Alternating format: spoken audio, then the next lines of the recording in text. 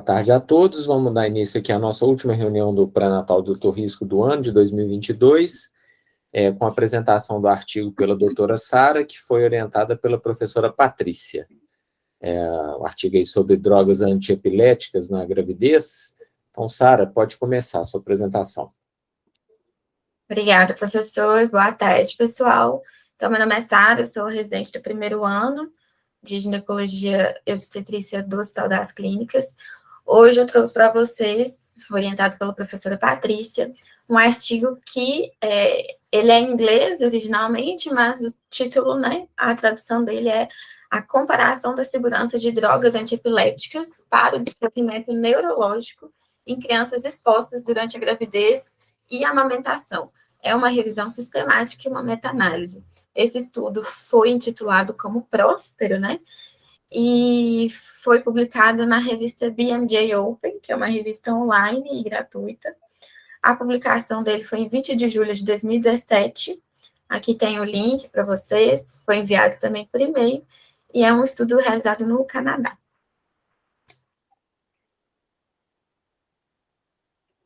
A gente, né, sabe que as drogas antiepiléticas ou anticonvulsivantes são controversos, né, durante o seu uso, durante a gestação e lactação.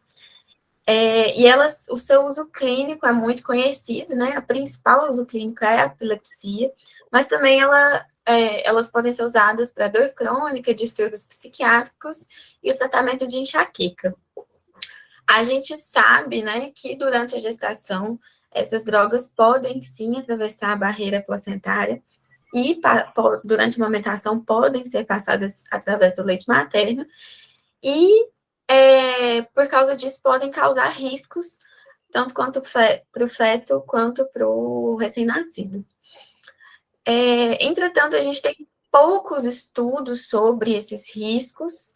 A gente tem poucos estudos sobre a segurança dessas drogas, inclusive porque são são diferentes tipos de medicações. A gente tem agora a nova geração de drogas. Então, por questões éticas, aí a gente tem pouco estudo e a gente tem pouco conhecimento sobre a segurança dessas drogas.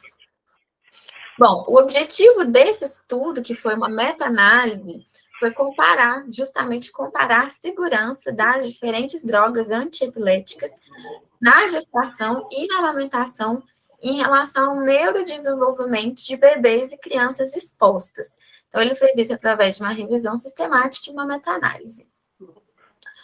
Agora, um pouco sobre os métodos, né? Como que foi feito esse estudo e quais foram os critérios de elegibilidade.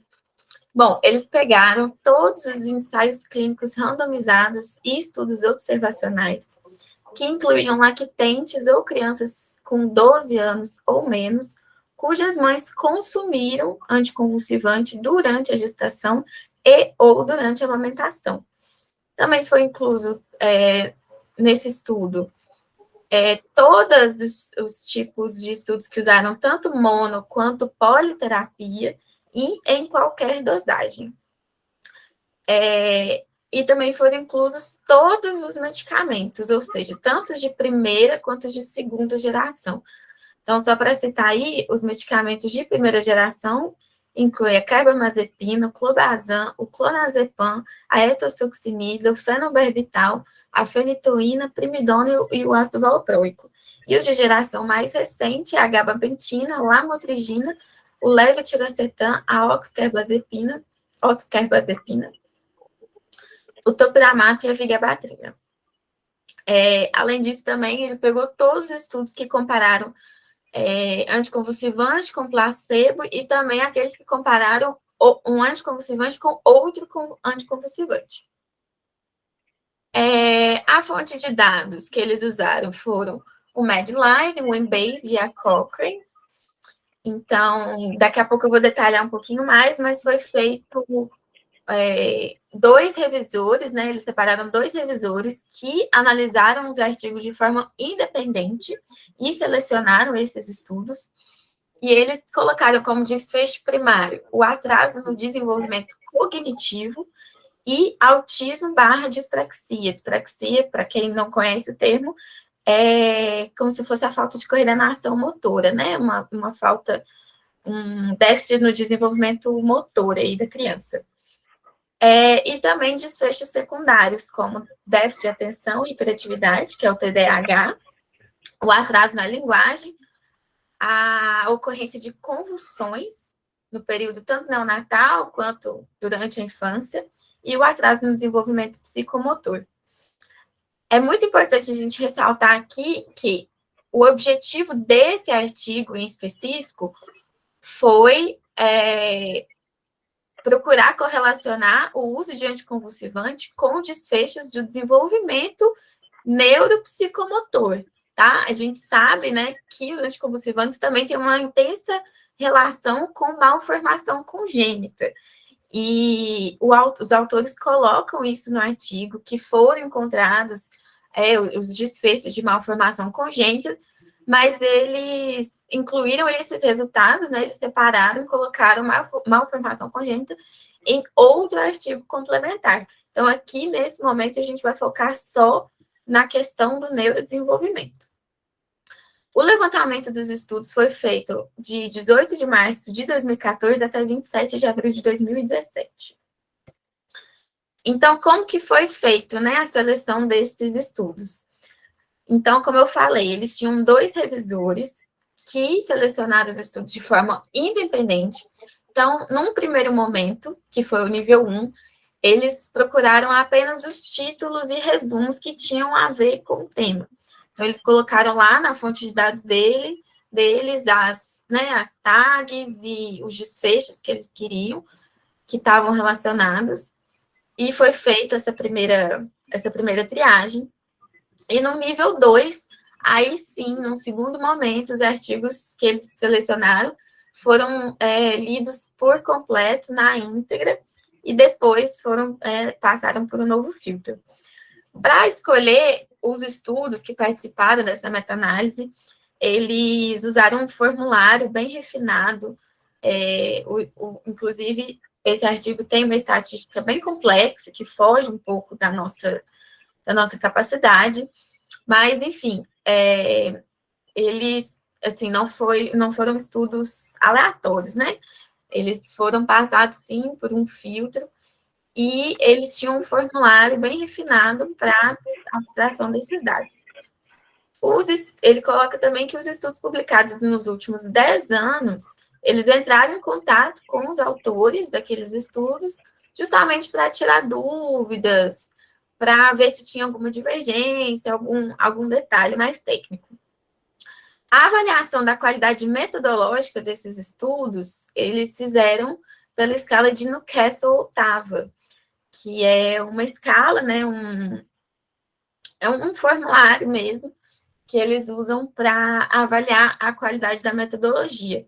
Então, foram inclusos estudos, né, bem feitos. Então, como que foi? Primeiramente, então, no nível 1, né, como eu falei, eles pegaram só os títulos e os resumos dos artigos, e aí eles encontraram 5.707 títulos que poderiam estar relacionados ao tema. Mas depois de uma triagem um pouquinho mais acurada, resultou em 681 artigos potencialmente relevantes para a inclusão. Então, desses 681 artigos potencialmente relevantes, eles leram o artigo todo na íntegra, e aí sim eles excluíram ou elegeram os artigos, né? Então, aqui ele até coloca os motivos que alguns artigos foram excluídos. Alguns não falavam sobre exposição fetal, ou então outros não tinham uma metodologia relevante, ou então não tinha o desfecho que eles queriam. E aí, depois de passar por essa nova triagem, eles ainda encontraram 17 novos estudos de outras fontes, que resultou em 112 artigos no total. Desses 112 artigos, 83 não falava sobre desfecho neurológico, né, no sentido de neurodesenvolvimento. E aí, os que falavam desse desfecho resultou num total de 29 artigos.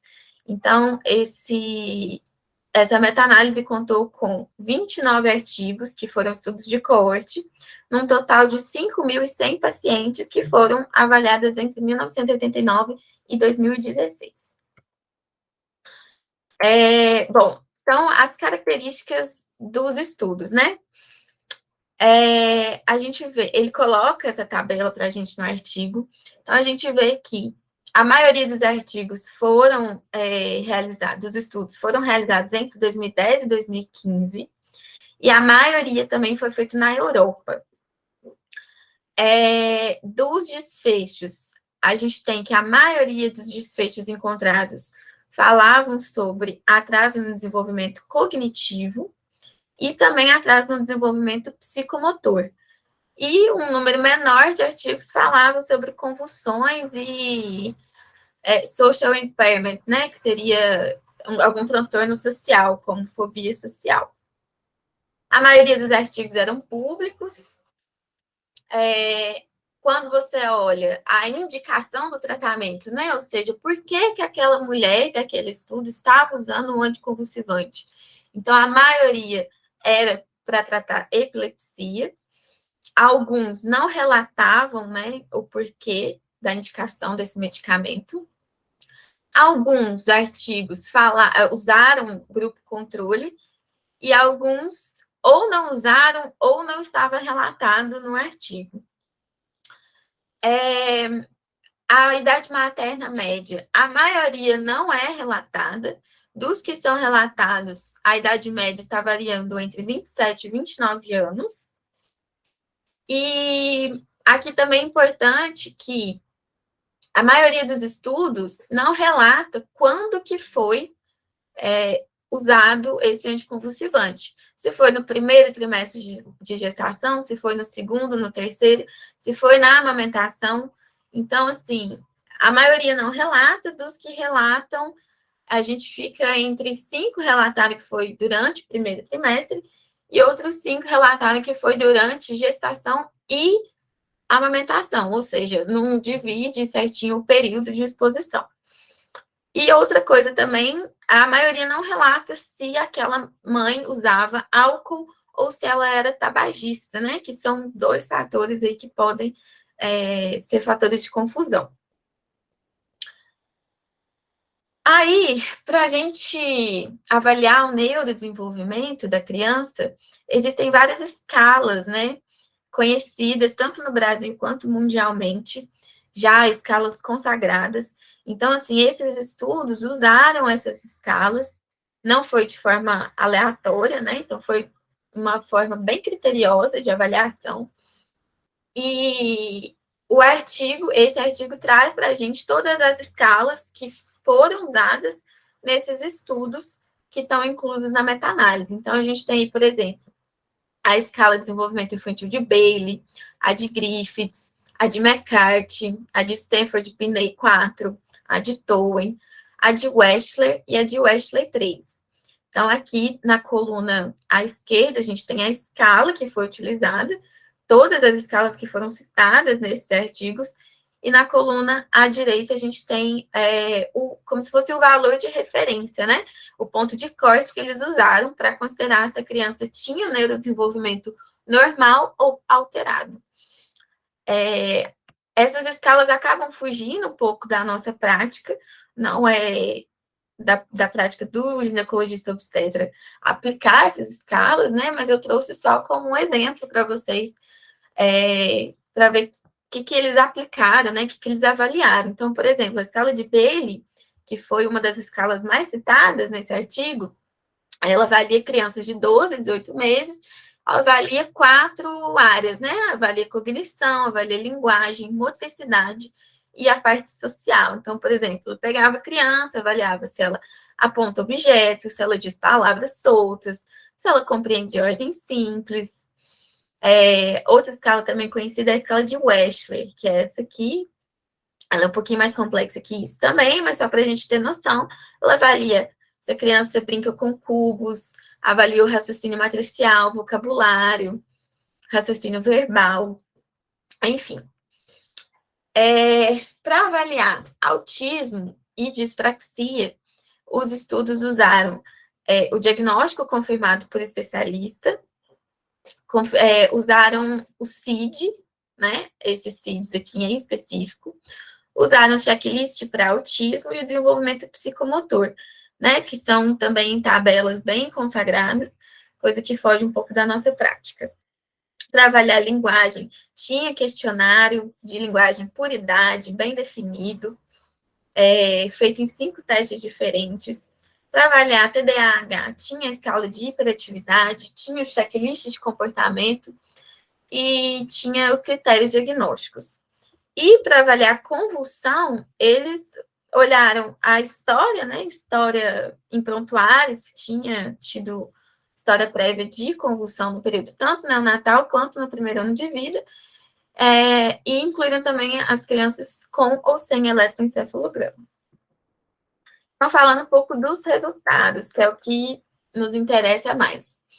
Bom, em relação ao primeiro desfecho, que é o atraso no desenvolvimento cognitivo, a gente tem aqui, né, a tabela, então, as linhas horizontais, né, mostram o intervalo de confiança. Tudo que passa pelo 1, a gente considera que não é estatisticamente significativo. Então, aqui, os medicamentos avaliados estão aqui na parte à esquerda, né? E a gente vê que só o ácido valproico apresentou chance maior de atraso no desenvolvimento cognitivo, que ele está aqui nessa linhazinha aqui. Então, esse foi claramente, né, estatisticamente significativo. Então, o ácido valproico tem uma chance 7,4 vezes maior de causar atraso no desenvolvimento cognitivo. Entretanto, a gente vê que existe uma certa concentração, né, de resultados, que é essa bolinha preta mais escura, existe uma concentração de resultados à frente do 1. Ou seja, essa meta-análise mostra que, em geral, os anticonvulsivantes, eles mostram que pode ter um aumento de risco, sim, no atraso do desenvolvimento cognitivo. A gente não pode afirmar isso com certeza, né? Porque não tem significância estatística, mas a gente vê que tem uma concentração mostrando um certo risco. Então, é uma coisa que a gente tem que considerar. Em relação ao autismo e dispraxia, a mesma coisa. Os anticonvulsivantes avaliados são esses, tá? Importante lembrar também que não são todos os anticonvulsivantes que foram avaliados. Eles pegaram, né, todos os estudos possíveis que passaram pelas triagens e nem sempre tinha estudo sobre determinado anticonvulsivante. Então, vocês vão ver que tem alguns desfechos que avaliam muitos anticonvulsivantes e outros que tem menos mesmo, porque não tem estudo, né? Então, aqui sobre autismo e dispraxia, mais uma vez, o ácido valproico mostrou uma chance elevadíssima, né, de 17 vezes mais de causar autismo e dispraxia. Além disso, a oxcarbazepina, a lamotrigina e a lamotrigina associada ao ácido valproico também foram estatisticamente significativos e demonstraram aumento da chance de causar autismo e dispraxia. E, mais uma vez, a gente tem que um aumento da concentração, né, de resultados acima do 1, ou seja, mostrando um aumento de chance, que a gente não pode afirmar com certeza absoluta, mas também não deve ser desconsiderado. Em relação à convulsão no período neonatal, foi encontrado apenas um estudo de coorte que contou com uma amostra de 72 crianças e que comparou apenas o ácido valproico com a lamotrigina. Então, nesse estudo em específico, não houve diferença estatisticamente significativa. Então, assim, foi um estudo só e que comparou ácido valproico com lamotrigina. Ele não teve um grupo controle. Em relação ao atraso no desenvolvimento psicomotor, mais uma vez, o ácido valproico aumentou a chance de atraso do desenvolvimento. E, além disso, a carbamazepina associada a fenobarbital e ácido valproico também demonstraram que tem aumento de chance de atraso no desenvolvimento psicomotor. Aqui, de novo, a gente vê que tem um aumento, né? Tem a maior concentração, mostra que tem, sim, risco dos anticonvulsivantes causarem atraso no desenvolvimento psicomotor. Em relação a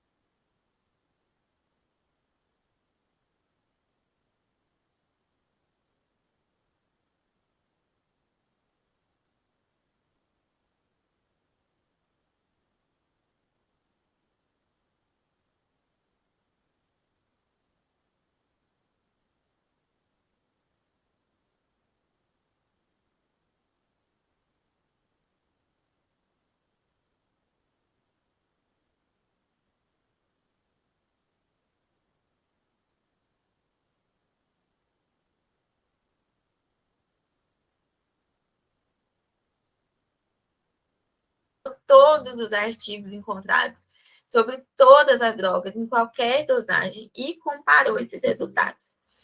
Só que, como a gente viu, ainda falta estudo, a gente ainda não tem certeza absoluta desses desfechos, então mais estudos de coorte a longo prazo, e principalmente sobre os anticonvulsivantes de nova geração, são necessários.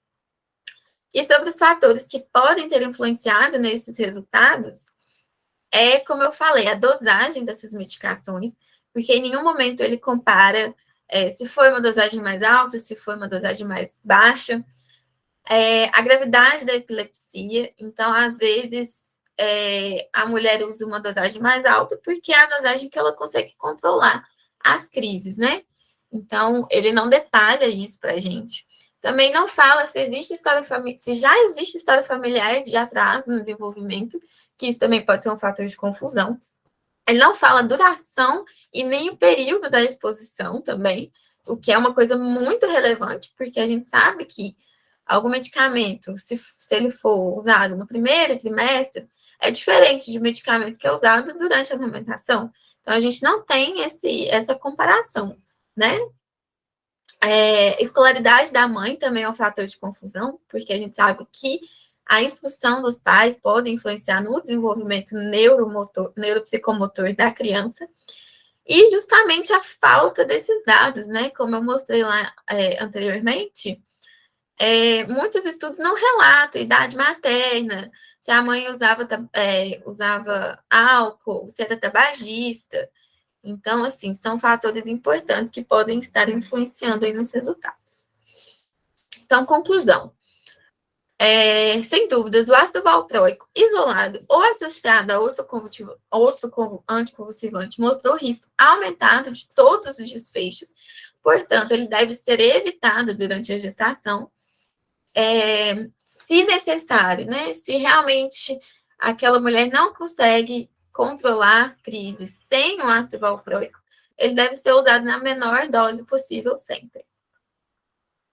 A oxcarbazepina e lamotrigina podem aumentar o risco de autismo, e sempre, gente, sempre orientar as mulheres que fazem uso de anticonvulsivante. Então, essa orientação ela tem que vir pré-concepcional, ou seja, essa gestação tem que ser planejada, né? De preferência tem que ser planejada, porque a mulher ela tem que saber dos riscos que essa criança corre, né? E ao mesmo tempo a gente tem que conversar com ela, ver se é possível fazer troca da medicação, né? Conversar também com o médico assistente, geralmente o neurologista, ver se é possível fazer troca da medicação, se é possível reduzir para a menor dose possível. E essas mulheres, elas devem ter a prescrição de ácido fólico terapêutico, né? Que é a dose de 4 miligramas. Então, assim, a medicação, claro, ela tem que ser a medicação adequada e em dose apropriada. Não adianta a gente simplesmente querer abaixar a dose se as crises não vão ser controladas, né? Então, a gente tem que levar em consideração a gravidade da epilepsia, os efeitos adversos daquela droga, as comorbidades maternas e o tipo de epilepsia. E quando eu falo de efeito adverso, não é só atraso no desenvolvimento psicomotor, também tem a questão das malformações congênitas, né? Então, tudo isso tem que ser muito bem conversado com a mulher e para ela poder se preparar e planejar essa gestação. Sempre discutir com o paciente os riscos e avaliar as alternativas. Essa foi a referência do artigo, e é isso. Ok, obrigado, Sara. Pode parar a sua apresentação. Foi uma ótima revisão, e revisão bem ampla. Vou chamar a professora Patrícia, que já está aí conosco, para fazer sua apresentação. Patrícia, tem alguma coisa que está tampando o topo aí da sua câmera, não sei. É um pedaço aqui do notebook aqui. Isso. Boa tarde para todos. Obrigada, Sara, por ter apresentado esse artigo. É um artigo, assim, não é um artigo muito fácil, não, sabe? Porque ele tem mais questionamentos do que uma resposta. Mas a importância dele é que ele é uma grande revisão sistemática.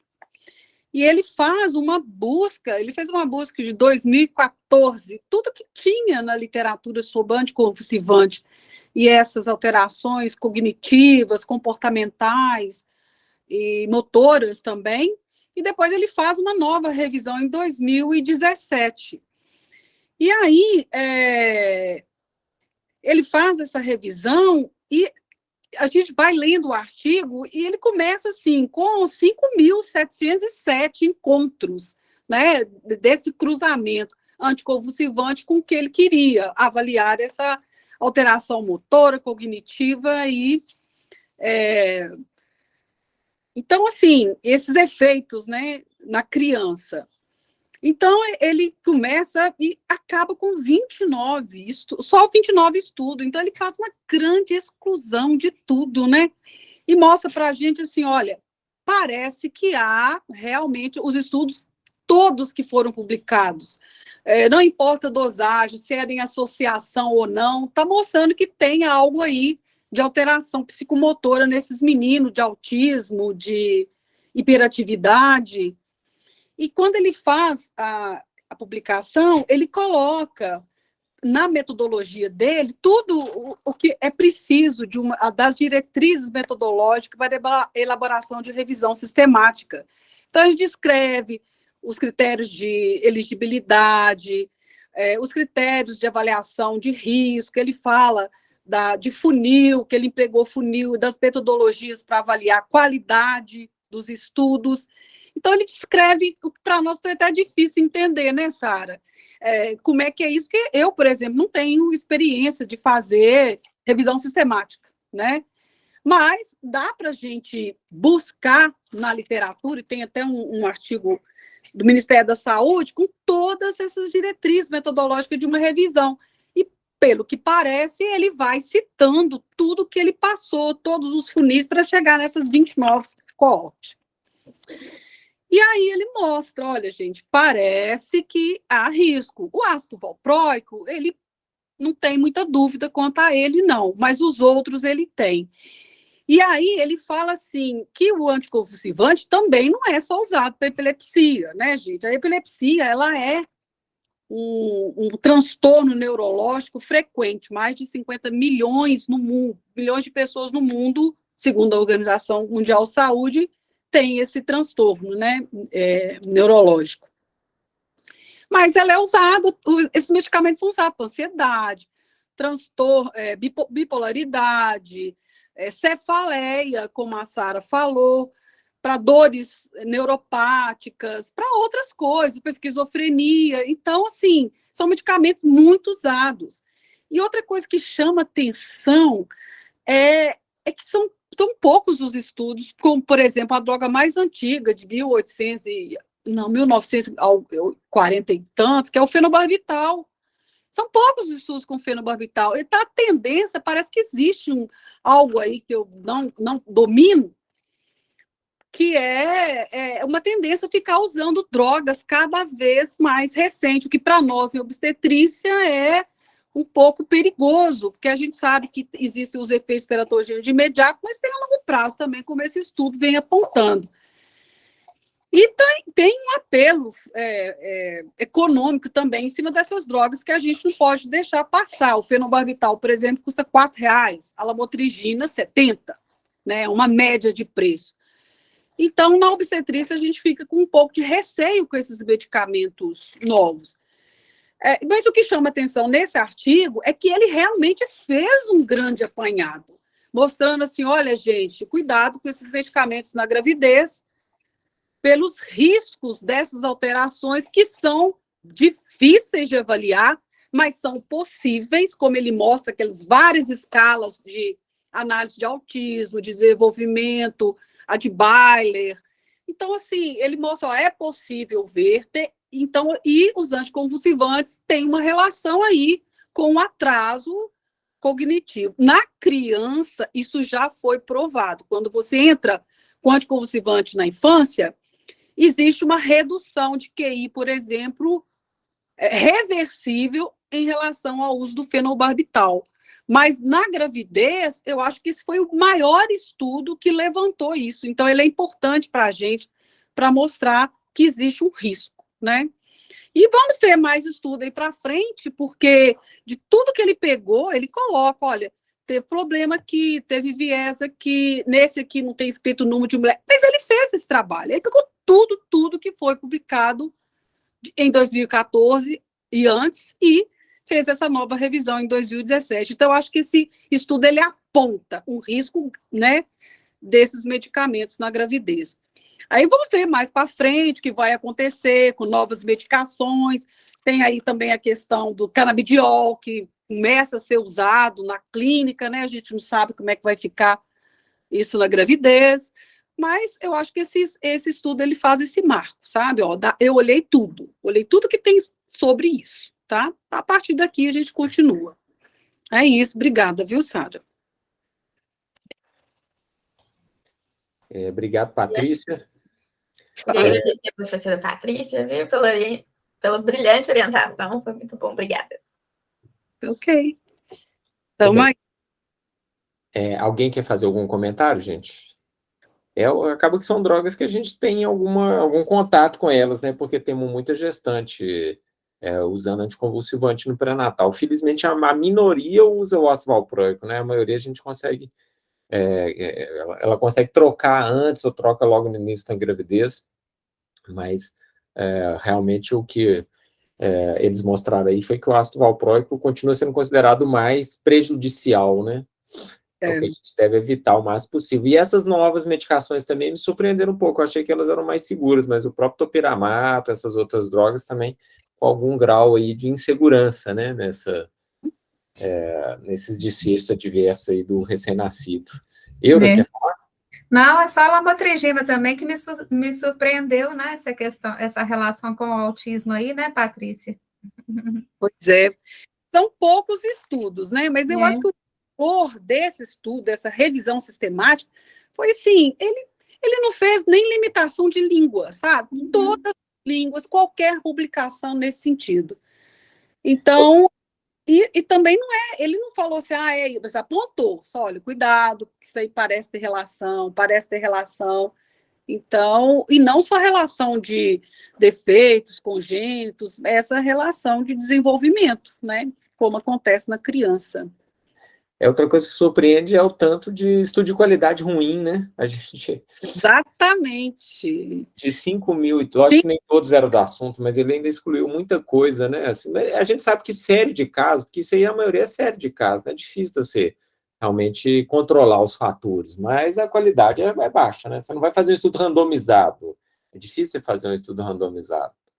E esses estudos de longo prazo também são mais complicados, né? Mas, na sua maioria, qualidades ruins dos estudos, né? Mas chama atenção, né? Aponta. Eu acho que ele fez uma grande análise, né, de todos os estudos publicados, então eu acho que esse artigo em especial, acho que ele é um marco nessas revisões aí, nessas consequências do uso do anticonvulsivante na gravidez, sabe? Eu acho que a partir daqui pode sair outros estudos, mas esse aqui é um marco, porque ele levantou realmente tudo. Schneider, quer fazer algum comentário? O que eu acho interessante a gente frisar também isso que a Patrícia falou, né, e que fala no estudo da questão da dose, né, porque também é difícil de você saber se o efeito é ou não dose dependente, né, então, por exemplo, se a gente considerar o perfil de segurança atual, que é mais recomendado, né, que foi o que o Mário falou aí, Eura também acho que citou, atualmente o que é considerado mais, apesar de toda a controvérsia, né, o que é considerado mais seguro são essas drogas mais caras mesmo, né? Lamotrigina, levetiracetam, depois vai subindo, carbamazepina, depois fenitoína, dantoína, topiramato e por último mesmo o ácido valproico, né? Mas aí na hora que você tem um estudo que mostra que dependendo da dose de lamotrigina, você pode ter um efeito similar ao do ácido valproico, realmente isso deixa a gente bem com aquele receio, né? Mas lembrando que a gente é um universo, né, em se tratando de epilepsia, é um universo de paciente que o não uso da medicação é pior, né? Então, eu acho que é isso aí que a gente tem que atentar. E eu fiquei com vontade, Patrícia, de te mandar a tese de doutorado. Vou te mandar, vou te encaminhar. E se alguém quiser também, me fala que eu encaminho. A Isabela Santoro, uma psiquiatra infantil, que infelizmente faleceu de Covid, ela era minha paciente, eu fiz o parto dela há uns anos, um parto gemelar, e ela veio a, infelizmente, falecer por Covid, né, em 2021, final de 2020, se eu não me engano. E ela fez a tese de doutorado dela, era sobre autismo. E a gente sempre está ouvindo falar, né, dessa associação de algumas drogas que a gente usa na gravidez com autismo e tudo. E aí eu fiquei pensando nisso aqui agora, fiquei com vontade de te mandar essa tese, Patrícia, eu vou te mandar para você ler. É muito interessante, porque a tese dela é sobre o tratamento psicanalítico de bebês sob risco de autismo. É muito interessante. Então, assim, eu fiquei com vontade de dividir isso com vocês, porque, assim, naquele momento que a gente está como paciente que vai usar uma medicação, que tem que usar, e que a gente sabe que essa medicação, de alguma forma, pode estar relacionada com autismo, a gente sabe que a gente conhece muito pouco de autismo e que, quanto mais cedo descobrir, se for uma forma leve, melhor, né? Mas você vai conseguir trazer aquele indivíduo para mais próximo do que a gente considera como normal, né? Da normalidade, assim. E é muito interessante essa questão, assim, do tratamento psicanalítico daquele bebê que tem um risco de autismo. São coisas muito interessantes que ela aborda e coisas que eu acho que a gente tem que estar atento, orientando os pacientes. Como, por exemplo, se você for, não amamente seu filho com o celular na mão. Né? Tipo assim, você não vai amamentar com celular, com tela, com... E são coisas que no mundo de hoje a gente faz isso, né? Isso é o mais do que o habitual, né? Mas eu achei muito interessante. Eu vou compartilhar com você, Patrícia, que eu acho que você vai gostar. É um estudo muito bonito. Se alguém quiser também, depois só me falar que eu encaminho, que faz uma revisão do autismo aí, mas do aspecto psicanalítico dele. Apesar dela ser psiquiatra, né? Ela era psiquiatra, até o doutorado dela faz uma abordagem psicanalítica do autismo, que eu achei muito bacana. E que Deus a tenha, né? Mas eu gostei desse tema e gostei de ter olhado esse artigo, sabe? Porque eu achei que ele é para nós. Porque uma revisão desse tamanho, ela vai ficar de base para muita coisa. Ele é muito interessante, né? Muito interessante a revisão. Demais. Foi o maior estudo nesse sentido. Então, acho que o valor dele é esse. Tá? Ótimo. Beleza. Ô, gente, essa então foi nossa última reunião do ano, né? Agora a gente entra num período de recesso e voltamos em fevereiro. Então, queria agradecer a participação de todos aí ao longo do ano, correu tudo bem, foi ótimo. A Verônica até já me encaminhou aqui a escala de apresentação dos residentes do ano que vem, então vou encaminhar para todo mundo, para que a gente possa se programar. Então, muito obrigado a todos, boas festas aí para todos e até ano que vem. Obrigado. Tchau, obrigada, pessoal. Obrigada, Mário. Boas festas para todos. Abraços. Abraços.